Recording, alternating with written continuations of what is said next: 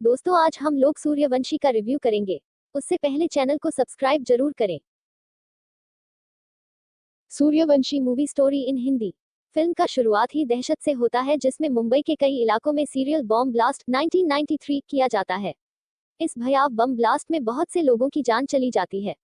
Press media के द्वारा पूछे गए सवाल में इंस्पेक्टर विक्रम श्रॉफ बताता है कि इस हमले के पीछे उमर हफीज, लश्कर खान और बिलाल का हाथ है जो पाकिस्तान में छुपा बैठा हुआ है और मुंबई में 1000 किलो आरडीएक्स लाया गया था जिसमें से सिर्फ 400 किलोग्राम का ही दुरुपयोग किया गया है जबकि 600 किलोग्राम को यही महाराष्ट्र में कहीं दफन किया गया है।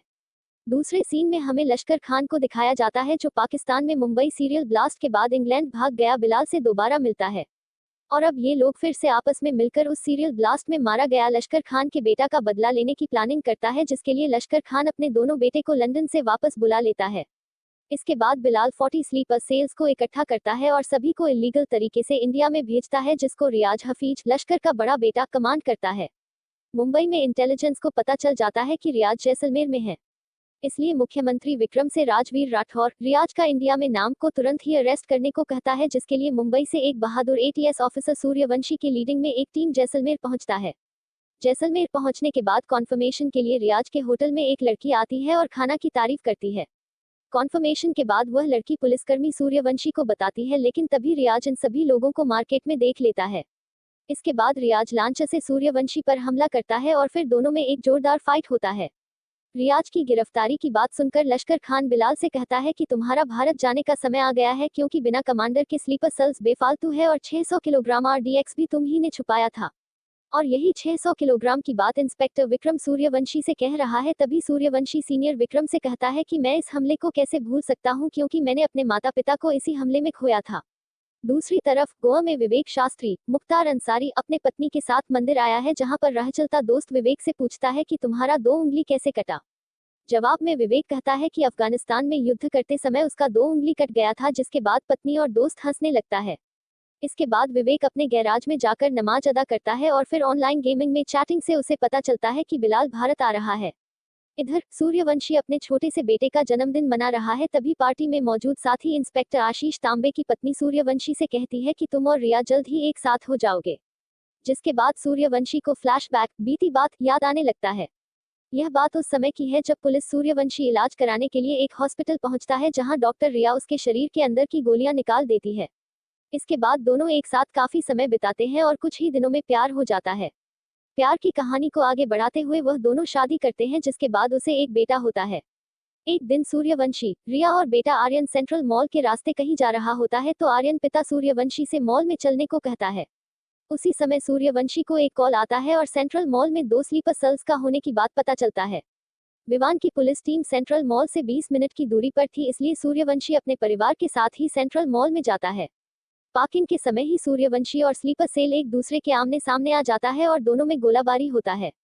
इसके बाद दोनों स्लीपर सेल्स मारा जाता है लेकिन एक गोली आर्यन को भी लग जाता है। आर्यन को हॉस्पिटल ले जाया जाता है जहां पर उसकी जान तो बच जाती है लेकिन रिया सूर्यवंशी से सारा रिश्ता तोड़ने के बाद कहती है कि वह अब ऑस्ट्रेलिया चली जाएगी। इसके बाद कहानी प्रेजेंट में आ जाता है जहां पर हम देखते हैं कि ऑस्ट्रेलिया जाने से पहले रिया को वीजा के लिए सूर्यवंशी का कुछ सिग्नेचर चाहिए।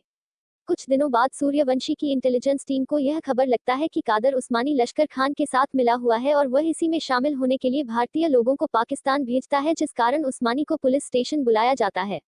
सूर्यवंशी उस्मानी से कहता है कि तुम्हारे खिलाफ बहुत सारे कंप्लेंट है और जिस दिन एक भी सबूत मिला उस दिन तुम्हें मैं छोड़ूंगा नहीं। दूसरी तरफ विवेक शास्त्री उस्मानी से कहता है कि बिलाल इंडिया आ रहा है। बिलाल को मालदीव से लाने के लिए एक कैब ड्राइवर को 5 लाख दिया जाता है। जेल में बंद पड़े रियाज को भी पता चल जाता है कि बिलाल भारत आ गया है और अब उसका नाम अजय गुप्ता है।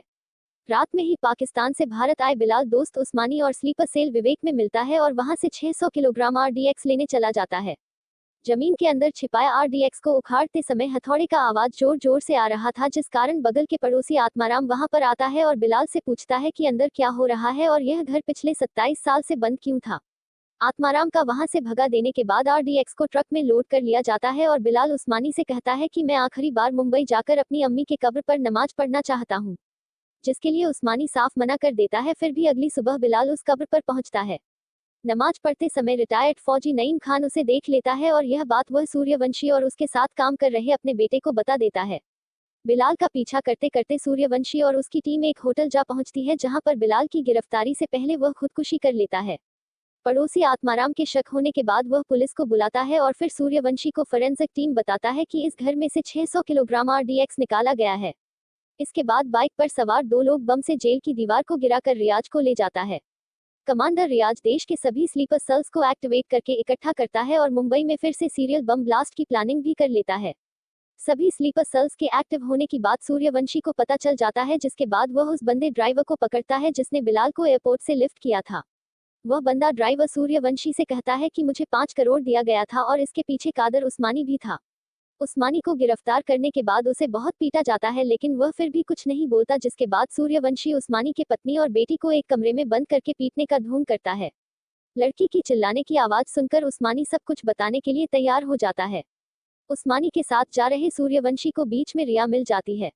एक सिग्नेचर डेट के फेल होने के बाद रिया खुद सूर्यवंशी को साथ ले जाती है, जिसके बाद सीनियर विक्रम विवान से इस टीम को लीड करने को कहता है। उस्मानी इस टीम को सब कुछ बताने के लिए एक घर के अंदर जाता है जहां पर पहले से मौजूद एक दोस्त ट्रैफिक बम को एक्टिव कर देता है। इस बम ब्लास्ट में पुलिस आशीष तांबे की भी मौत हो जाती है, जिसकी पत्नी सूर्यवंशी से हमेशा कहती थी कि जब तक आप हो मेरे पति को कुछ नहीं होगा। इसके बाद उस्मानी के बच्चे सूर्यवंशी को विवेक के बारे में बता देती है। विवेक को पकड़ने के लिए गोवा के ही एक ऑफिसर सिम्बा को कहा जाता है, जिसके बाद दोनों में लड़ाई होता है। स्लीपर सेल्स मुंबई के अलग अलग जगहों पर गाड़ी में बम को लगा चुका है, जिस कारण सूर्यवंशी की टीम इस सभी बम को एक साथ निकालने के लिए एनएसजी की टीम को बुलाता है। जिस 12 जगह पर इस बम को लगाया गया था वहां पर एनएसजी अपने हेलीकॉप्टर के साथ पहुंचता है। 11 गाड़ियों को एनएसजी का 11 हेलीकॉप्टर लिफ्ट करके समुद्र में गिरा देता है। लेकिन एक बम खुद पुलिस स्टेशन में लगाने का प्लान था जो किसी को भी पता नहीं था। रियाज अपने सभी स्लीपर सेल्स के साथ रिया के शरीर में बम लगाकर पुलिस स्टेशन पहुंचता है। इसके बाद सभी पुलिस वाले घुटनों के बल बैठकर सरेंडर कर देता है। स्लीपर सेल्स पुलिस वालों को मारने वाला ही होता है कि तभी आगमन बाजीराव सिंघम का होता है। रिया के शरीर से उस बम को निकालकर तीनों सूर्यवंशी, सिम्बा और सिंघम एनएसजी के साथ मिलकर सभी स्लीपर सेल्स को मार डालता है। लश्कर खान के दोनों बेटा और एक साथी स्लीपर सेल को सिंघम हाथों से मारता है और तभी लश्कर खान की कॉल आता है जिसमें सिंघम कहता है कि मैं तुम्हें तुम्हारे घर के अंदर ही आकर मारूंगा। जिस बात से हमें पता चलता है कि हम लोग बहुत जल्द सिंघम 3 मूवी देखेंगे। इसके बाद तीनों मेन स्लीपर सेल्स को गोली मार दी जाती है और फिल्म एंड हो जाती है।